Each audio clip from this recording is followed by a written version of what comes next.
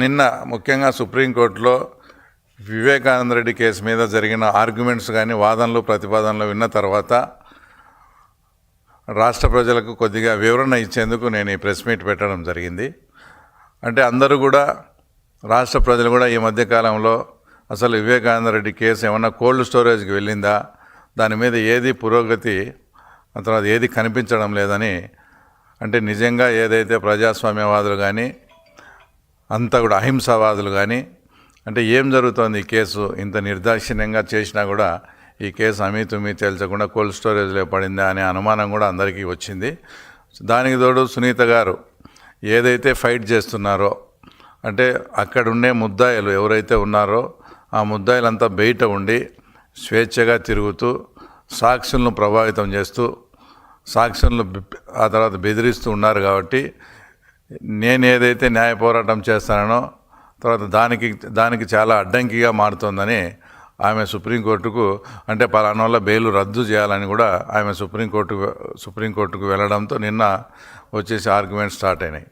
ఆ ఆర్గ్యుమెంట్స్లో వచ్చేసి ప్రధానంగా అంటే సిద్ధార్థ లూత్రా గారు, అంటే సునీత తరపు న్యాయవాది గారు ఆర్గ్యుమెంట్ చేసిన విధానం ఏంటంటే, సుప్రీంకోర్టు గైడ్లైన్స్ ప్రకారము మీరు ఒక కాల పరిమితి విధించారు. ఆ కాల పరిమితి విధించడం వల్లనే సిబిఐ వాళ్ళు క్లోజర్, అంటే ఈ ఇన్వెస్టిగేషన్ అయిపోయిందని క్లోజర్ వేశారు. ఇప్పుడు మీరేమన్నా సిబిఐకు డైరెక్షన్ ఇవ్వండి ఈ కాల పరిమితి మీద. అప్పుడు ఆ డైరెక్షన్ ఇస్తే తప్ప ఇదే సిబిఐ వాళ్ళు అనేక సార్లు హైకోర్టుకు కానీ సుప్రీంకోర్టుకు కానీ చాలాసార్లు వచ్చేసి దీంట్లో లార్జర్ కాన్స్పిరసీ ఉంది, ఆ కాన్స్పిరసీ బయట పెట్టాలని అదే సిబిఐ వాళ్ళు అడిగినారు. కాబట్టి మీరు మళ్ళీ వాళ్ళకు రీఇన్వెస్టిగేషన్, అంటే ఈ ఇన్వెస్టిగేషన్ గడువు కొంచెం పెంచండి, అప్పుడు ఎలాబొరేటెడ్గా ఇన్వెస్టిగేషన్ చేసి దీంట్లో లార్జర్ కాన్స్పిరసీ అనేది ఏదైతే ఉందో అది తప్పకుండా బయటికి రావాలని తర్వాత సిద్ధార్థ లూత్రా గారు వాదించడం జరిగింది. ఇంకోటి పాయింట్ ఏంటంటే, ఏదైతే సునీత రాజశేఖర్ అంటే వివేకానంద రెడ్డి కూతురు అల్లుడి మీద ఒక అతను కృష్ణారెడ్డి పేరుతో ఒకటి ఫాల్స్ కంప్లైంట్ ఇవ్వడం, తర్వాత సిబిఐలో పనిచేసే రామ్ సింగ్ మీద కూడా తర్వాత ఒకటి ఫాల్స్ కంప్లైంట్ ఇచ్చి దాని మీద బాగా డిలే చేసి అదంతా కూడా చాలా ఇబ్బంది పెట్టే కార్యక్రమం జరిగింది. అవి కూడా అత్యున్నత న్యాయస్థానం సుప్రీంకోర్టు దృష్టికి తీసుకురావడంతో ఆ రెండు కేసులు కూడా ఫాల్స్ కేసెస్, వీటిని క్వాష్ చేస్తున్నామని కూడా చెప్పడం, అలాగే దాంట్లో రిటర్న్గా రాయడంలో కూడా ఇవి కేవలం చాలా దురుద్దేశపూర్వకంగా ఈ కేసులు వీళ్ళపై పెట్టడం జరిగింది అని కూడా అత్యున్నత న్యాయస్థానం కామెంట్ చేసింది. అంటే దీన్ని బట్టి వాళ్ళ అధికారాన్ని ఆ రోజుల్లో స్టేట్ గవర్నమెంట్ అధికారాన్ని ఏ విధంగా ఉపయోగించుకున్నారో కూడా దేశ అత్యున్నత న్యాయస్థానం దాంట్లో క్లియర్గా అంతా కూడా వివరించడం జరిగింది. తర్వాత ఏదైతే ముద్దాయిల తరపున ఉన్నారో వాళ్ళ లాయర్, డిఫెన్స్ లాయరు ఇప్పటికే ఒక్కొక్కరు 2 సంవత్సరాలు తర్వాత 3 సంవత్సరాలు లోపల ఉన్నారు. ఇంకా వాళ్ళ బెయిల్ రద్దయి ఇంకా లోపలికి చేస్తే మాకు ఇబ్బంది అవుతుందని ఆయన వాదించడంతో అప్పుడు వచ్చేసి సిబిఐ లాయర్ గారు కూడా, అంటే రాజు అని సిబిఐ లాయర్ గారు కూడా ఆయన ఆర్గ్యుమెంట్ చేస్తూ, అసలు ఈ కేసు అనేది 2 సంవత్సరాలు ముద్దాయిలు 5 సంవత్సరాల కేసు కాదు. ఈ కేసును అప్పట్లో సాక్ష్యాలు నీట్గా తురిపేయడం కానీ, ఆ తర్వాత మొదటిగా దాని ఆత్మహత్యగా చిత్రీకరించడం కానీ, తర్వాత సాక్ష్యాలను చెరిపేయడం, తర్వాత కుట్లు వేయడం, ఇవన్నీ చూస్తే అసలు వీళ్ళకు 2 ఏళ్ళు 5 ఏళ్ళు కాదు, ఇది మరణశిక్ష వరకు పోయే కేసు ఇది. ఆయన చెప్పిన వర్డింగ్ అంటే మరణశిక్షకు కూడా ఈ ముద్దాయిలు అర్హులు అనేటువంటి ఒక ఘాటైన వ్యాఖ్యలు కూడా చేస్తూ, వీళ్ళు 2 సంవత్సరాలు కాదు, ఆ తర్వాత ఇది 5 సంవత్సరాలు కాదు, అంటే వీళ్ళు మరణశిక్షకు కూడా అర్హులు అన్నట్టు ఆయన ఆర్గ్యుమెంట్ చేయడం. ఇదంతా విన్న తర్వాత సుప్రీంకోర్టు ధర్మాసనం వచ్చేసి, అంటే ఇంతకు మీరు ఏం అడుగుతున్నారు, ఇప్పుడు మీరు ఏమన్నా కస్టోడియల్ ఇన్వెస్టిగేషన్ అడుగుతున్నారా, అంటే ముద్దాయిలను లోపలే పెట్టి ఈ కేసు విచారణ జరపమంటారా తర్వాత అని ఫస్ట్ క్వశ్చన్ అడగడం. రెండోది, అలా ఒకవేళ ముద్దాయిలను లోపల పెట్టాల్సి వస్తే ఆ ముద్దాయిల పేర్లు ఇమ్మని కూడా అత్యున్నత న్యాయస్థానం అడగడం. అప్పుడు సుప్రీంకోర్టు ఆ తర్వాత అప్పుడు సిబిఐ లాయర్ వచ్చేసి మాకు 9వ తేదీకి గడువు లోపల మీరు రిటర్న్గా క్లియర్గా అఫిడవిట్ ఇవ్వండి, ఏ ముద్దాయిలను లోపల పెట్టి కేసు విచారణ చేయాలి, కస్టోడియల్ విచారణకు మీరు అడిగినప్పుడు ఏ ముద్దాయిల్లో ఆ ముద్దాయిల పేర్లు కూడా ఇవ్వండి అని ఆయన క్లియర్గా ఒక డైరెక్షన్ కూడా ఇచ్చారు. అంటే ఇవన్నీ కూడా సునీత గారు ఏదైతే ఒక పోరాటం చేస్తున్నారో ఆ పోరాటానికి ఒక ముందు స్టెప్, అంటే ఒక స్టెప్ ముందుకు పోయినట్లు వచ్చేసి క్లియర్గా కూడా ఇదంతా కనిపిస్తుంది. దాంట్లో కూడా ఎవరైతే ఈ ముద్దాయిలుగా ఉన్నారో దేవిరెడ్డి శంకర్ రెడ్డి కానీ వాళ్ళ అబ్బాయి వచ్చేసి అక్కడ కడప జైల్లో దస్తగిరి ఉన్నప్పుడు అక్కడ పోయి ఆయన ప్రలోభ పెట్టడం, ప్రలోభానికి లొంగకపోతే భయపెట్టడం, ఆ ఇన్సిడెంట్ జరిగినప్పుడు నేను కూడా సహముద్దాయిగా అదే జైల్లో ఉండి తర్వాత నాతో కూడా స్టేట్మెంట్ తీసుకున్నారు.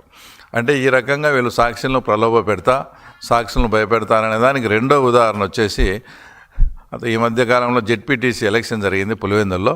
అక్కడ విశ్వనాథ్ రెడ్డి అనే అతన్ని కూడా దేవిరెడ్డి శంకర్ రెడ్డి అనేక మార్లు ఫోన్ చేసి బెదిరించారని అది కూడా కంప్లైంట్ రికార్డ్ అయ్యి అది కూడా కేసు కూడా రిజిస్టర్ అయింది. అంటే ఇవన్నీ ఎందుకు చెప్పాల్సి వస్తుందంటే వాళ్ళు బయట ఉండి ఈ రకంగా సాక్షులను కానీ ఇంకో రకంగా కానీ ప్రలోభాలకు గురి చేయడం, భయపెట్టడం చేస్తున్నారనే వచ్చే సునీత గారు ఏదైతే వాదన చేస్తున్నారో ఆ వాదన ఖచ్చితంగా నిజమవుతూ ఇదంతా చూస్తే సునీత గారు ఏదైతే న్యాయ పోరాటం చేస్తూ ఉన్నారో వచ్చేసి దానికి తగ్గ ఫలితం వచ్చేసి తొందరలోనే రాబోతుందనే దానికి, ఎందుకంటే సుప్రీంకోర్టు కూడా ఆ తర్వాత సిబిఐ వాళ్ళ లాయర్ కూడా ఏం చెప్పారంటే ఇదంతా మాట్లాడుతూ total master mind is Avinash Reddy అని కూడా ఆయన కామెంట్ చేయడం జరిగింది. అంటే దీంట్లో కర్త కర్మ క్రియ అంతా కూడా అవినాష్ రెడ్డికి తెలిసే జరిగింది.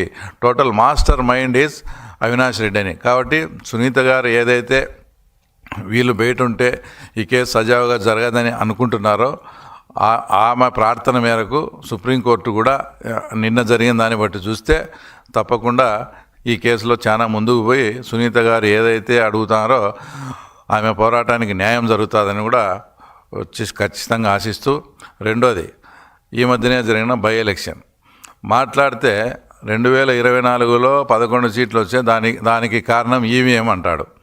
నిన్న జరిగిన దాంట్లో డిపాజిట్ కూడా రాలే పులివెందుల జెడ్పీటీసీ. డిపాజిట్ రాకుంటే దాంట్లో రిగ్గింగ్ అని ఇదని ఏవేవో కుంటి సాగులు చెప్తా ఉన్నాడు. ఎంత నీచానికి దిగజారినారంటే 5,000 10,000 అంటే పులివెందుల మండలంలో ఓటర్లను కాకుండా వేరే వాళ్ళకు డబ్బులు ఇచ్చి సాక్షివాడు 5,000 ఇచ్చేది, సాక్షివాడు మైకు పెట్టేది, ఆ రోజు నేను ఓటు వేయలేదు అని చెప్పించే కార్యక్రమం. అసలు అందులో అట్లా మాట్లాడించేటప్పుడు ఒకటి క్లియర్గా ఒక వీడియోలో కనంపల్లి అనే గ్రామంలో ఇట్లా జరిగిందని మాట్లాడింది పులివెందుల మున్సిపాలిటీకి చెందిన ఓటర్స్. అంటే వాళ్ళు మొన్న జరిగిన ఎలక్షన్స్లో ఓటర్సే కారు, అది కూడా మేమంతా కూడా అది క్లియర్గా కూడా ప్రూఫ్ చేయడం కూడా జరిగింది. ఇట్లా ఇంత మాట్లాడేటప్పుడు ఆ రోజు పెద్దిరెడ్డి రామచంద్రారెడ్డి గారు కుప్పంలో జరిగిన తర్వాత ఆయన స్టేట్మెంట్ ఇచ్చి ఎన్నిక ఏదైనా కూడా గెలిపే అని ఆయన మాట్లాడినాడు మరి ఆ రోజు. అంటే ఇప్పుడుండే పరిస్థితికి ఆయన మాట్లాడిన దానికి మళ్ళీ మీరేం సమాధానం చెప్తారు? ఇప్పటికీ మీ చెంచాలతో ఏదైతే నువ్వు ఏం చెప్తే అది మాట్లాడమని ఆ చెంచాలతో ఏం మాట్లాడిస్తున్నావు? ఈసారి మీరు రాజీనామా చేయండి, తర్వాత కేంద్ర బలగాలతో తర్వాత మళ్ళీ ఎలక్షన్ పెట్టండి, అప్పుడు చూసుకుందామని తర్వాత నువ్వు మాట్లాడిస్తా ఉన్నావు. ఎస్, నేను ఇప్పుడు కూడా చెప్తున్నా, ఆ జెడ్పీటీసీ పదవి అనేది 9 నెలలే ఉంది.